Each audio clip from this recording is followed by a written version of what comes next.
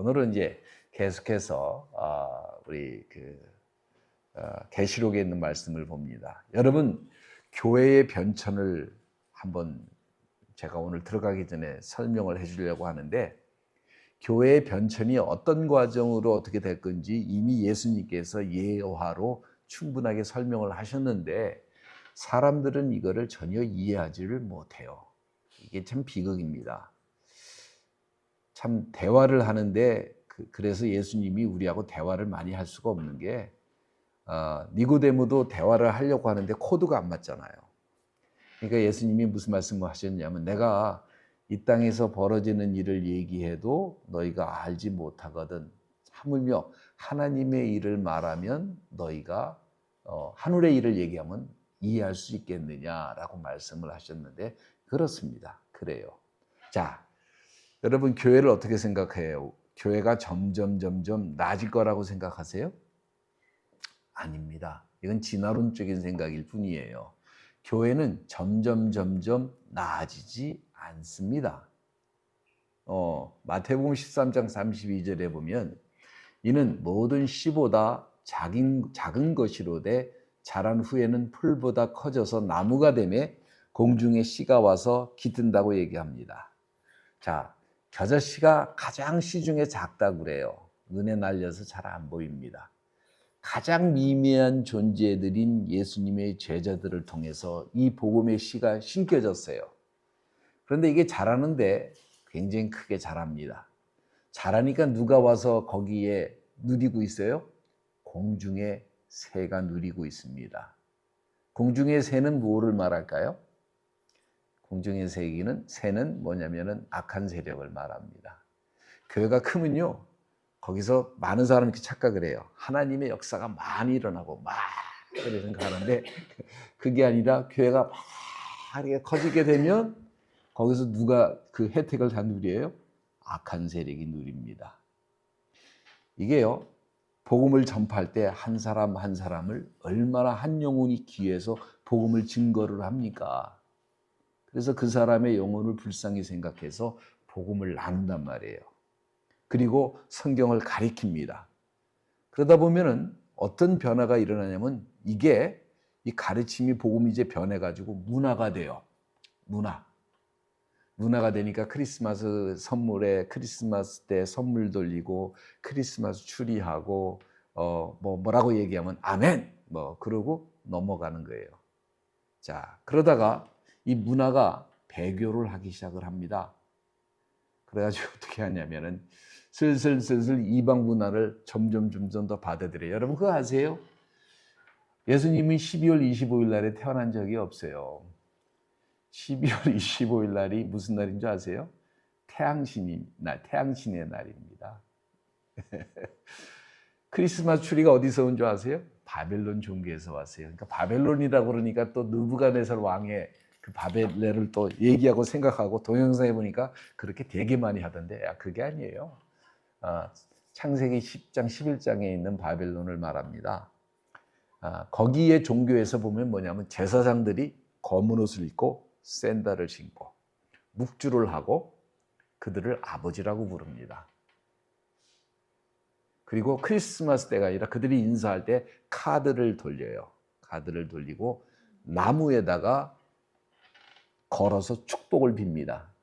여러분이 그거는 최소한 알고 하셔야 돼요.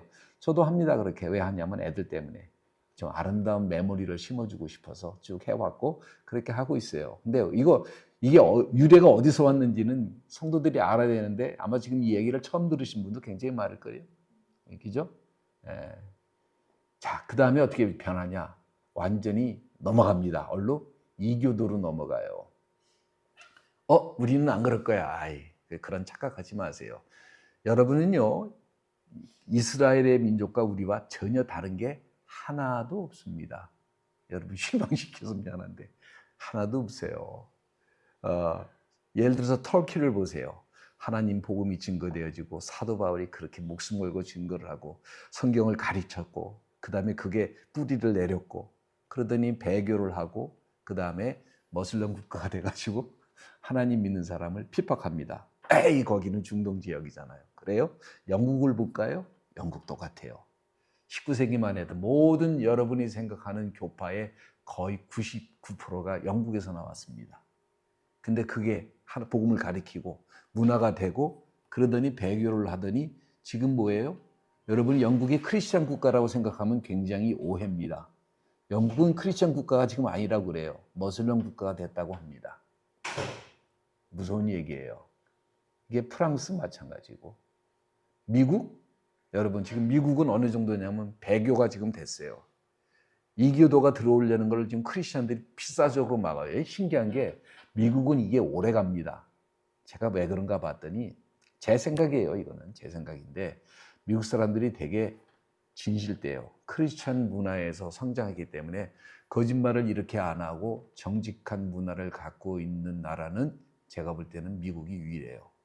그런데도 지금 거짓말이 되게 많이 들어와 있어요. 언론계, 정치계 이런 많이 들어와 있는데 그런 것 같아요. 자, 다른 측면에서 보면은 하나님이 한 사람의 영혼을 구하기 위해서 얼마나 전파를 합니까? 전파를 하죠? 그럼 이것이 운동이 됩니다. 무브먼이 돼요. 무브먼이 돼서 교육시설과 그리고 교육기관들을 이제 만들어냅니다. 다 드세요. 다 됩니다.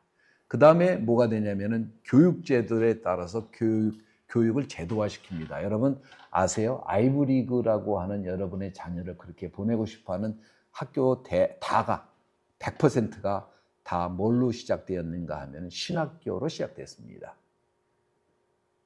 모르셨어요? 예, 신학교로 시작됐어요. 자, 그러니까 근데 이 신학교에서 지금도 뭐가 있어요? 신학과가 있어요. 근데 여러분 들어보신 적 있어요? 예일이나 하버드나 유펜이나 이런 학교들에서 유명한 목사가 나온 거 보셨어요? 아니에요. 그 신학교를 다니다가 도망 나온 친구를 한번 만났는데 이 친구가요. 거기는 사단의 집단이라고 해요. 손을 설설설설 내밉니다. 한 학기 듣다가 내가 이러다가는 완전히 이게 어떻게 되겠다 싶어가지고 도망 나왔다 그러더라고요. 그러면서 뭐냐면 이제 그 다음에 기념비를 사람들이 많이 세워요. 미국 법원에다가 십계명도 세우고 하여간 그런 막 세우다가 그러면서 점점 성령이 떠나면서 사람들이 이제 문화가 되다가 나중에 이제 배교가 되는데 지금 미국 같은 경우에는 유물론, 물질주의, 세속주의, 포스트 모더니즘 이렇게 점잖게 얘기하면 포스트 모더니즘인데 여러분 이게 무슨 사상이냐면 미국 지금 대학교를 다 장악했죠. 이 포스트 모더니즘이라는 게 여러분이 지금 아셔야 되는 게 사상적으로 공산주의입니다. 공산주의를 다른 옷을 입고 애들이 꼭 나타나요. 사단 숭배, 계몽, 고등비평, 높은 문화 수준, 학문 수준 이렇게 해가지고 점점 야, 과학적으로 볼 때 성경이 이게 가능해? 이게 가능해? 그러면서 인간이 약해서 만든 것이 종교야라고 이렇게 몰고 가게 돼요. 그러면서 하나님은 점점 멀어지게 되고 눈에 보이는 거에 우리가 포커스하게 됩니다. 이 모든 악순환의 과정은 이미 서구 사회에서 거친 거예요.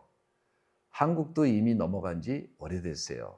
제가 20년 전에 25년 전이구나. 처음으로 한국 갔을 때 한국 목사들 그 얘기를 했더니 절대 아니라고 그러더니 지금은 절대 아닙니다라고 얘기하는 친구들 하나도 없어요. 목사님들이.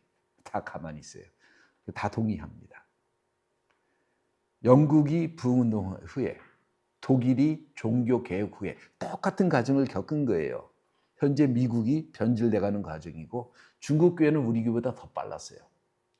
중국은 아주 짧았습니다. 개방 운동을 하면서 공산주의가 무너지기 시작을 했어요, 사실은. 그러니까 뭐냐면은 공산주의 하는 사람이 한 1억 됐는데 파룬공을 탄압하는 사람들이 파룬공도 거의 1억에 가까웠고 크리스찬이 1억에 가까웠습니다. 그러니까 사람들이 불교도 다시 나타나고 왜 그랬냐면 공산주의라고 하는 절대 사상이 무너지니까 인간이 회귀하는 거예요. 하나님을 찾는 본성이 회귀하면서 교회에 몰려온 겁니다. 여러분이 생각하는 것처럼 성령의 역사 이런 거 하나도 없어요. 똑같이 뭐가 들어갔냐면 미국 같은 죽어있는 신학이 들어갔어요. 하나님 성령님은 역사하시지 않으신다. 그 똑같은 신학이 들어갔어요. 그러다 보니까 중국이 또 물질에 대해서 굉장히 집착하다 보니까 이게 쉽게 무너진 거예요. 중국교회 이미 많이 무너져 있습니다. 그래서 중국교회 탄압이 시작할 때 중국교회 지하교회 목사님들이 뭐라고 얘기했냐면은 천벌받은 거예요.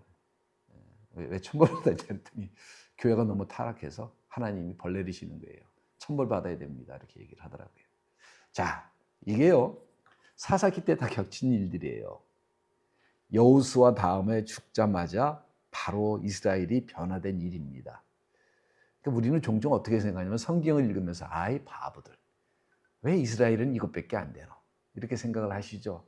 그게 여러분의 모습이에요. 이게 우리의 모습이에요. 믿음에 대해서 우리가 심각해져야 될 필요가 있습니다. 현대신학은 제가 보니까 소망이 없어요. 지금 다 교단별로 보면 다 죽어갑니다.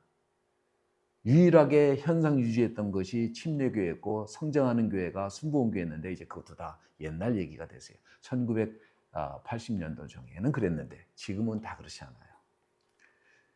사람들은 영안이 가려져 가지고 교회의 상태를 몰라도 너무 모릅니다.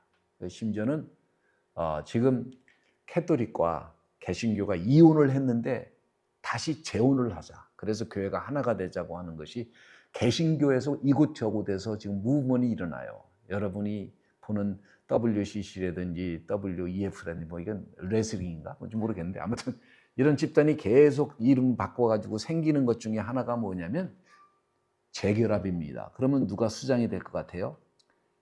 정치 지도자들 모였으면 돈 많은 사람이 대빵이 됩니다. 권력 가진 사람이 대빵이 돼요. 누가 돼요?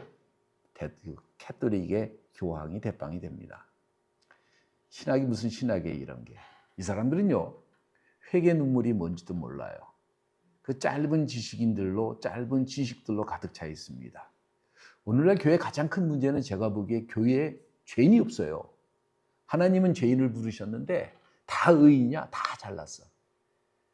이게 교회에도 그렇고 신학교에도 그렇고 그리고 이들이 강조하는 게 있습니다. 예전에는 하나님의 주권을 강조했고 하나님의 은혜를 강조했기 때문에 다른 게 문제가 되지 않아요. 우리가 죄인인데 죄가 드러나는 게 문제가 안 돼요.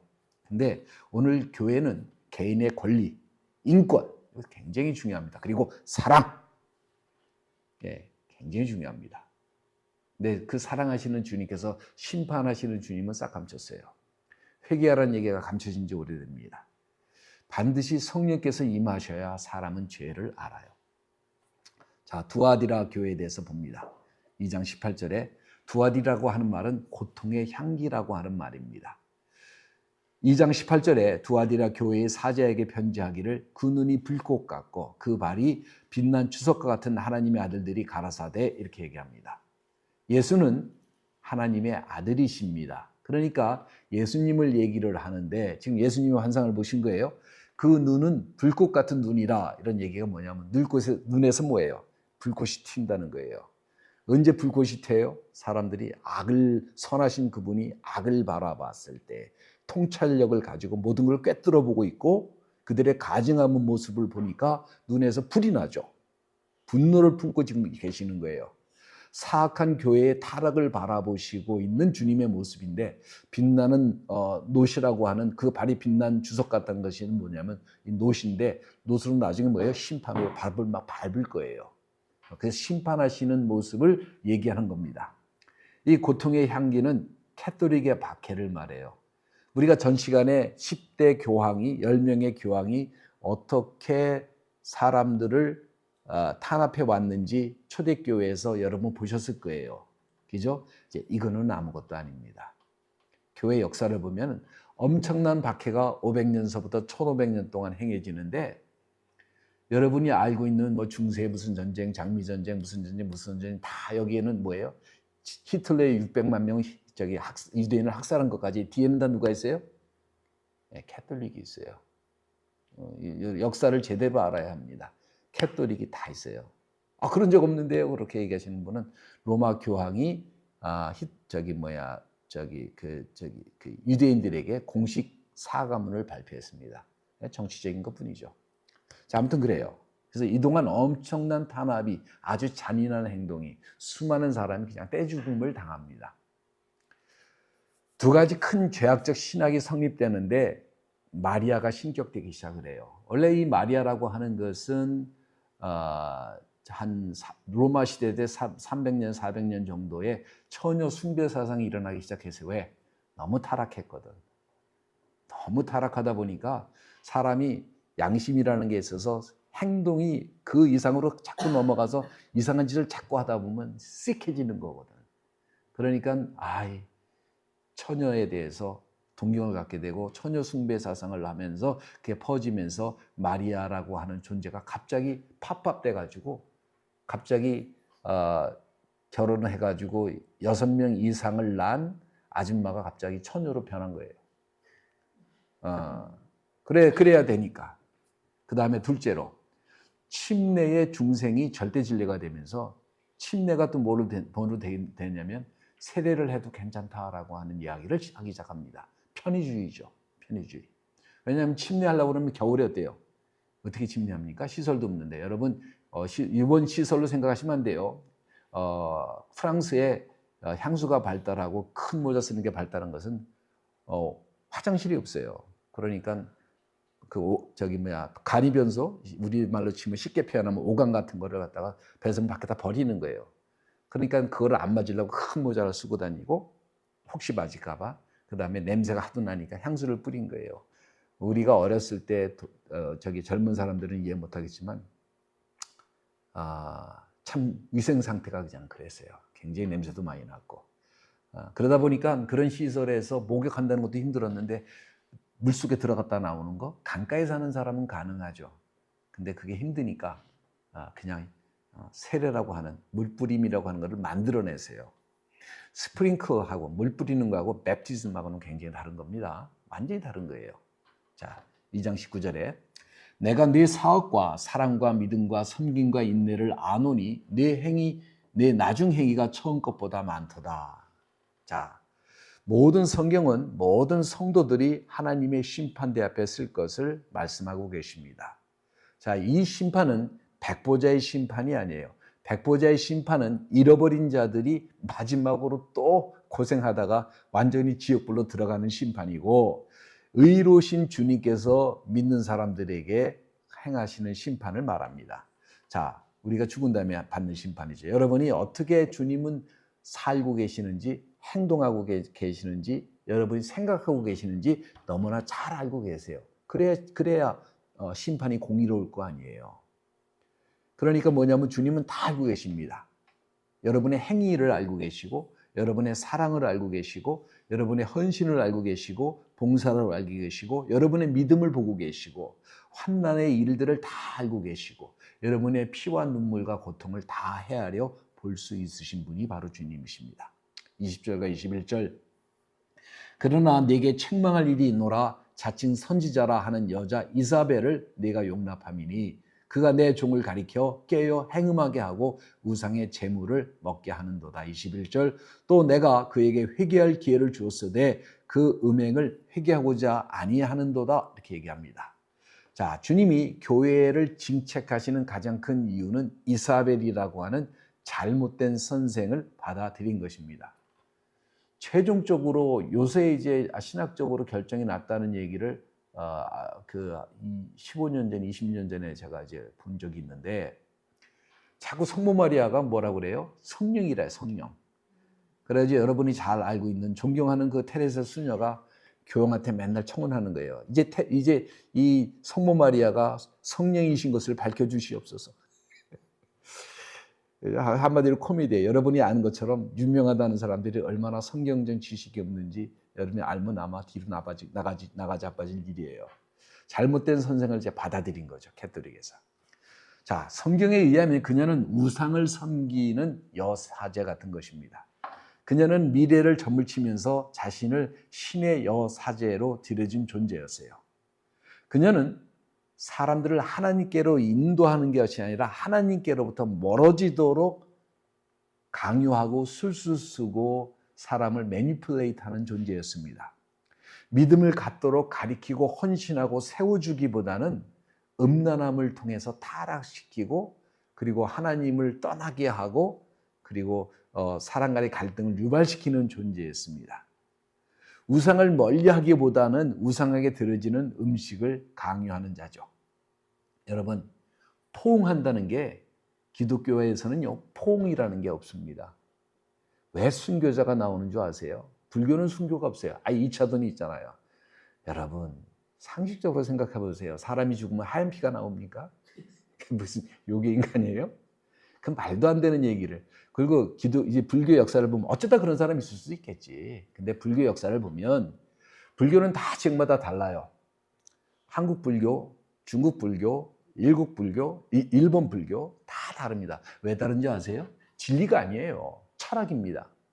절대 진리가 아니기 때문에 그 사람들한테 맞춰주면 되는 거야, 이렇게. 근데 기독교는 그런 게 없어요. 절대 진리예요. 우상 섬기지 마라. 거기서 모든 게 끝납니다. 거기서 우상 섬기면 뭐예요? 하나님 같이 섬기는 게 아니에요. 그러니까 포옹할 수가 없어요. 우리 문화를 포옹하는 게 아니라 우리 문화를 바꿔버립니다. 그러니까 그 저항이 엄청나요. 내가 하나님을 만나지 아니한 사람들은 그 저항을 꿰뚫을 수가 없어요. 그러니까 하나님을 만났기 때문에 그 저항을 뚫고 나가는 거예요. 목숨을 걸고 나가는 거예요. 왜? 절대 진리로 봤기 때문에. 근데 두아디라 교회의 지도자들은 포옹성으로 통해 가지고 더 많은 사람들을 교회 안으로 불러올 것이라고 생각을 했어요. 이게 교회가 타락하는 근본적인 이유입니다. 오늘 동성애를 받아들이는 게 바로 이런 거예요. 이것을 포함하면 성경에서 뭐라고 했던지 간에 이것을 포함하면 우리가 더 많은 사람을 포용할 수 있을 것이다. 이렇게 생각을 합니다. 근데 더 많은 사람은 포용하는 것 같지만 결국은 교회가 무너져 버립니다. 더 많은 사람들에게 편안하게 교회에 앉았을 때 그들에게 편안함을 심어주자. 교회는요, 여러분에게 편안함을 주는 장소가 아닙니다. 그렇게 생각하셨다면 I'm sorry. 아주 미스언더스탠딩을 해도 대단히 많이 한 거예요. 교회는 하나님께 영광을 돌리는 장소이고 교회는 내가 죄인인 것을 깨닫는 장소예요. 그러니까 다 포옹하고 받아주다 보니까 이단적인 가르침, 우상, 비성서적인 가르침도 다 허용할 수밖에 없어요. 사람들만 모인다면. 어떤 사람이 모이겠어요? 다 그런 사람들이 모이는 거예요. 하나님과 관계없는 사람들이 모이는 거예요. 그런 사람들이 주류를 이루고 그런 사람들은 뭐 합니까? 정치합니다. 하나님을 아는 사람들은 무릎을 꿇고 기도를 해요. 하나님 말씀을 보고 기도하고 자기의 죄악된 것을 회개하고 하나님 앞에 바로 서려고 하고 하나님 은혜 가운데 기쁨을 누립니다. 그러나 하나님을 모르는 사람들은 정치를 합니다. 사람의 마음을 꼬이려고 들어요. 여기 가서 이 말하고 저기 가서 저 말하고 문제 일으키기도 하고 싸움도 일으키기도 하고. 예. 그리고 사람들이 많이 모이죠. 여기 가면 뭔 짓을 해도 상관이 없어요. 상관이 없어요. 누가 뭐라고 하는 사람이 없어요. 잘못됐다고 얘기하지 않습니다. 주님은 이런 교회에도 인내심을 갖고 바라보십니다. 충분히 회개할 시간을 주시고 싶어 해요. 왜 이렇게 하나님의 심판이 더디냐? 불평하지 말고 본인을 생각해 보세요. 그 본인이 지금 지은 죄대로 하나님 바로 심판하시면 끝나잖아요. 하나님 시간을 주신 이유는 회개할 수 있는 시간을 주시는 겁니다. 우상에 잘못된 가르침에 빠져 있는 사람들이 돌아서는데요. 굉장히 어려움을 겪습니다. 문화를 뚫는 것만큼 힘들어요. 이게 힘들어요. 그들에게 이게 또 문화가 돼요. 이게 힘들어요. 주님은 거의 이들에게 1000년의 시간을 허락해 주십니다. 주님은 교회가 이들과 교류하는 동안에도 인내하시면서 기다리는데 많은 사람의 수가 방황할 것이라고 얘기를 합니다. 근데 이들이요, 악을 행하는 게 회개하기보다는 진정으로 하나님을 찾는 사람들을 박해하면서 살해하기 시작을 합니다. 자, 이 시기를 역사학자들이 뭐라 하냐면 사단의 1000년이라 이렇게 부릅니다. 물론 그 부류가 여러 가지 있지만 믿음을 가진 신학자들이 역사 신학자들이 부르기를 사단의 1000년이라 이렇게 불러요. 부연해서 설명하자면은 이 이사벨은 처음 행위를 떠난 이유가 이사벨인데 이사벨은 열왕기에 나옵니다. 여선지자인데 종교 지도자이기도 하고 하늘의 여왕이기도 한데 자, 이 단지파가 있었어요. 사사기 18장에 한 젊은이를 뭐라고 불러요? 제사장을 아버지라고 부릅니다. 그러면서 뭐냐면은 18장 사사기 19절에 보면은 목사를 하나님의 종을 아버지라고 부르면서 집단을 형성을 해요. 집단을 형성을 하면서 이 아버지는 우상을 도구로 예배를 합니다. 이 예봇이라고 하는 가짜 우상을 도구로 예배를 해요. 그래가지고 이들이 시돈과 두로에 정착을 합니다. 그리고 단지파는 1000년 동안 배교를 해요. 창세기 10장 19절에 보니까 함족이 이 지역에 정착해서 바알을 숭배한다고 얘기를 했습니다. 그러니까 이 지역에서 그 이스라엘의 민족과 연합이 돼가지고 함족하고 이측하고 정착을 하면서 바알을 숭배하는 사상이 나오는데, 열왕기상 16장 29절과 33절에 보면 아합이 시돈의 딸과 결혼을 하게 됩니다. 아마도 단지파의 후손일 수도 있어요. 근데 이들의 특징은 뭐냐면 바알과 페니키아 신을 섬깁니다. 그리고 그 가운데 성장하고 태어나고 자란 아이가 이사벨이라고 하는 악녀 중의 악녀예요. 자, 열왕기상에 보면은 18장 26절에 보면 이들은 오전에 숭배를 합니다. 10시부터 12시까지. 열왕기상 18장 24절 25절에 보면 태양을 숭배해요. 그래, 일요일 날을 숭배합니다. 썬데이가 뭐냐면 태양을 숭배하는 날이니까. 자, 28절에 보면 검은 옷을 입은 제사장들이에요. 이들이 예배를 할 때는 극도 흥분 상태에서 몸을 절단하기도 합니다. 자, 그래서 이들이 긴 옷을 입고 다니기 때문에 꼭 누가 필요해요? 시종이 필요합니다. 에레미야 10장 1절에서 5절에 보면 바로 바알과 태양신을 섬기는 모습을 볼 수 있습니다. 바알의 생일이 12월 25일이에요. 에스겔서 44장 17절과 19절 25절에서 보면 하늘의 여왕이라고 부르는데, 캐톨릭에서는 하늘의 여왕이라고 부르는데, 이들에게 음행을 회개할 기회를 하나님이 주십니다. 언제까지? 마틴 루터 전까지. 자, 근데 오늘날에도 뭐냐면 이런 일이 계속 당하고 있어요. 수단에서 보면 머슬람 국가인데 기독교인들을 노예로 잡아 죽이고 사용합니다. 1989년부터 200만 명의 기독교인들이 죽임을 당해요. 그러니까 로마 황제가 사람 죽인 거는 제가 아무것도 아니라고. 중세시대 때는 여러분이 배웠던 중세에 일어났던 모든 전쟁은요, 엄청난 많은 사람이 죽었는데 다 누가 뒤에서 시작했고 끝을 맺었어요? 교황입니다. 제가 하는 얘기가 아니에요. 그래서 제가 캐톨릭을 폄하하자는 얘기는 아닙니다. 자, 중국에서 수백만 명의 기독교인들이 잡혀서 죽임을 당하거나 고문을 당하거나 재교육을 해서 바로 중국인들 캠프로, 공산당 캠프로 보내집니다. 우리나라와 똑같은 시기에 중국에도 부흥이 있었어요. 그러고서 그때 백투 예루살렘이라고 여러분이 아마 들어보셨을 거예요. 중국 사람들이 우리가 100만 명이 죽어도 예루살렘에까지 복음이 다시 증거되도록 하자. 머슬람 죽어도 가자.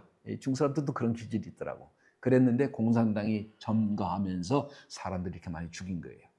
나이지리아, 차드, 모슬람 통치 국가들인데 기독교인들에 대해서 국가가 폭동을 지금도 조장하고 있습니다. 자, 이 시기에 어떤 일이 있었냐면 성경이 금서예요. 성경을 읽으면 안 돼요. 왜? 성경을 읽고 바른 소리를 하면 피곤하잖아요. 그러니까 성경을 읽으면 안 돼.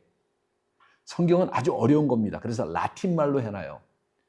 교육받지 않은 사람은 절대 볼 수 없도록 라틴말로 해놔요. 교육을 받아도 성경을 읽어도 여러분이 이해하기 힘든데 이걸 라틴말로 해놨다고 생각해 보세요.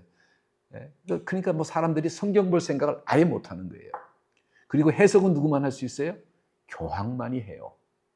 그러니까 교황이 갖다 붙이면 되는 거예요. 그리고 교황은요, 죄가 없는 거예요. 무오한 사람입니다. 근데 재밌는 게 이 시대부터 교황이요, 제명에 죽은 사람이 하나도 없어요.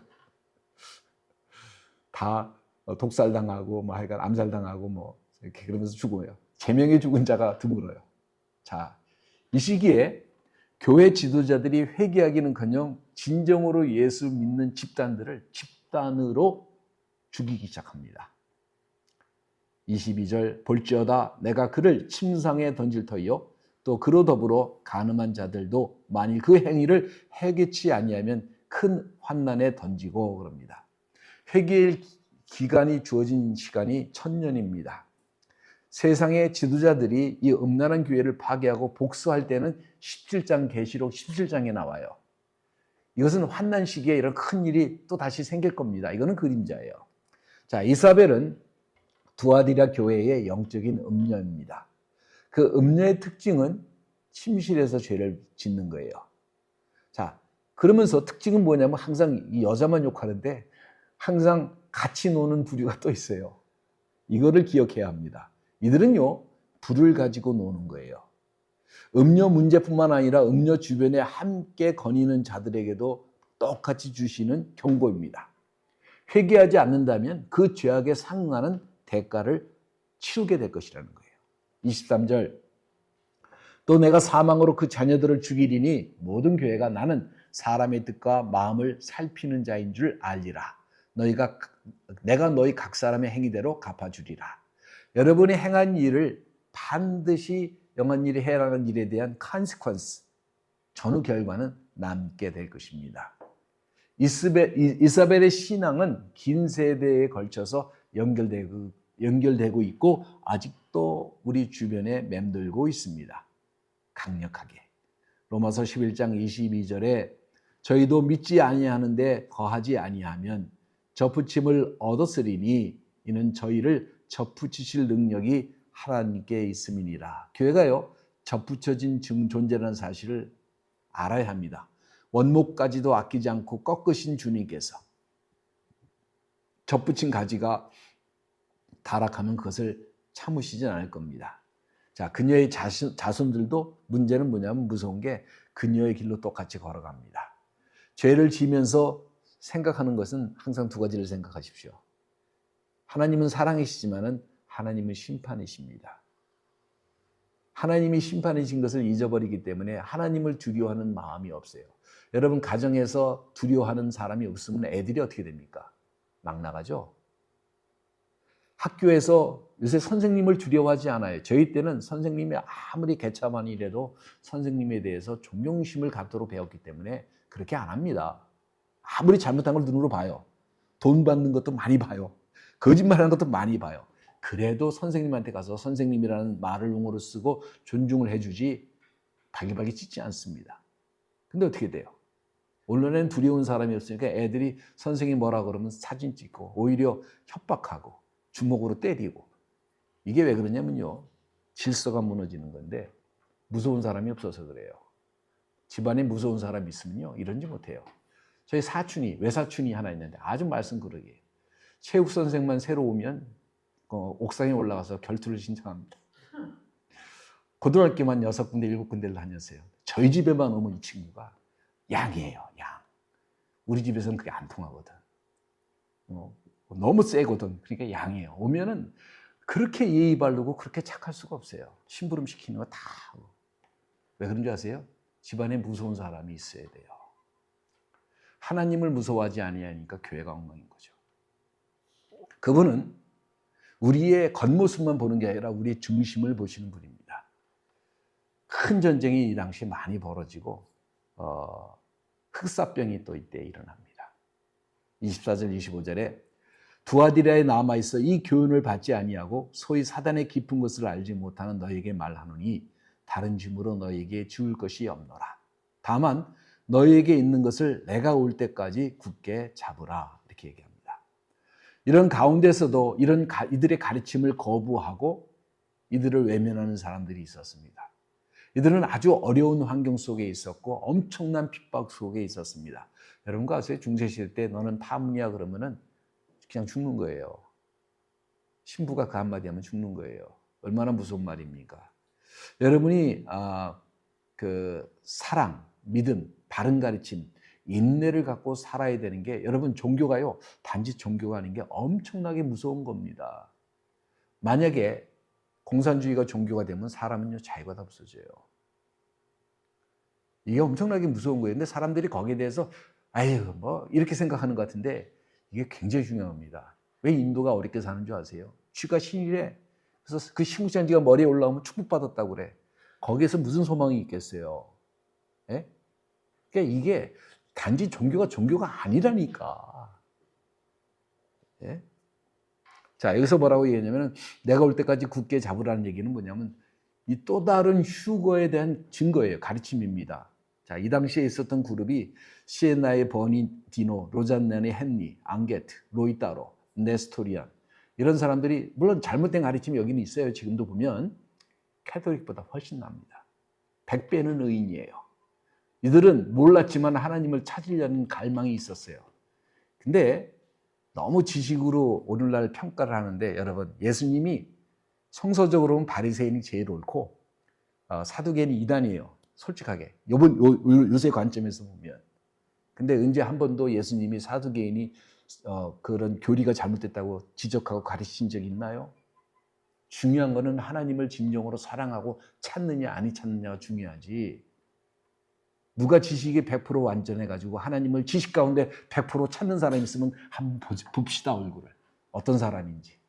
예수님밖에 없을 거예요. 네. 26절.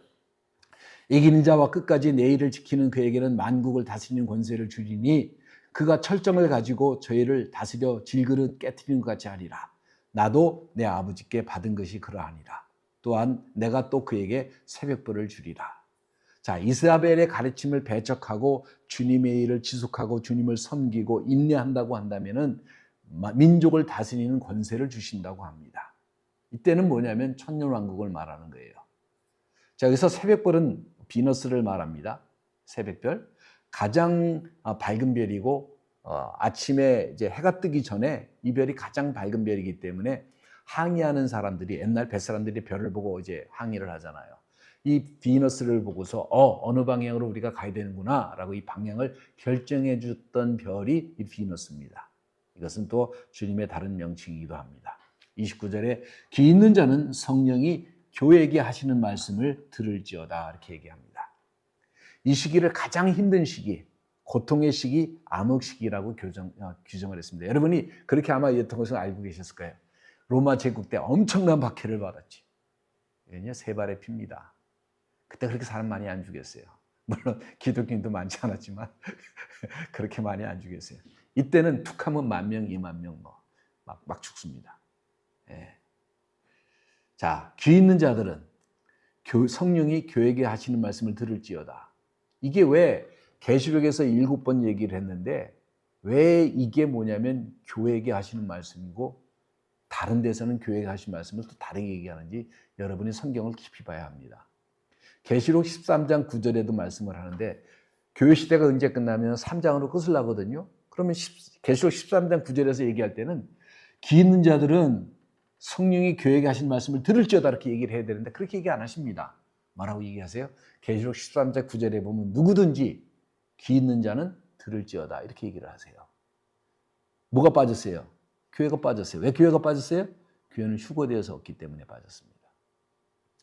자, 이것이 교회가 휴거된 또 다른 증거라고 이제 그 얘기를 하는 거예요. 대환난이 오기 전에 주님은 교회를 이 세상에서 옮기실 겁니다. 진정한 성도들은 마지막으로 있는 환난을 당하지 않습니다. 왜 주님께서 성령이 교회에게 하시는 부분을 마지막에 생략하셨는지, 왜 7번이나 귀 있는 자들은 성령이 교회에게 하신 말씀을 들으라고 얘기를 했는데 왜 여기서는 빼뜨렸는지 우리가 생각을 해봐야 돼요. 예수님이 말하셨어요. 1.1헥도. 그러니까 주님께서 그냥 성경을 쓰게 하신 것이 아니라 그때는 반드시 거기에 내용이 있습니다. 사도 바울이 다윗의 후손이라고 하면서 뭐라고 얘기해요? 이게 단수라고 얘기를 합니다. 복수가 아니라. 그러니까 단수인데 한 명이라 얘기를 하죠. 그죠? 그렇게 따져 들어가는 것이 바로 성경의 우리가 교훈이고 가르침입니다. 귀 있는 자들은 성령이 교회에게 하시는 말씀을 들어야 됩니다. 근데 마지막에는 왜 부분이 빠졌을까? 이 이유는 더 이상 교회는 이 세상에 존재하지 않기 때문이에요.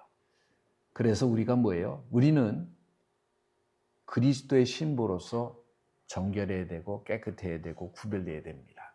이걸 잊어서는 안 돼요. 여러분, 행동이 아니라 생각 자체가 그렇게 돼야 돼요. 그래서 이 생각으로도 우리를 다짐고 우리가 세상과 타협하지 아니하고 우리의 갈 길을 나가는 여러분 되시기를 예수의 이름으로 축원합니다. 기도하겠습니다. 사랑의 하나님 아버지, 감사와 찬송과 영광을 아버지 앞에 돌립니다.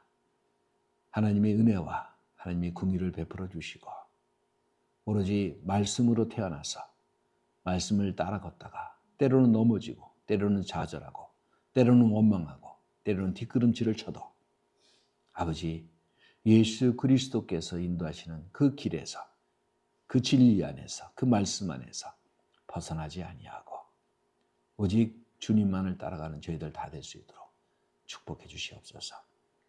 감사와 찬송과 영광을 아버지 앞에 돌립니다.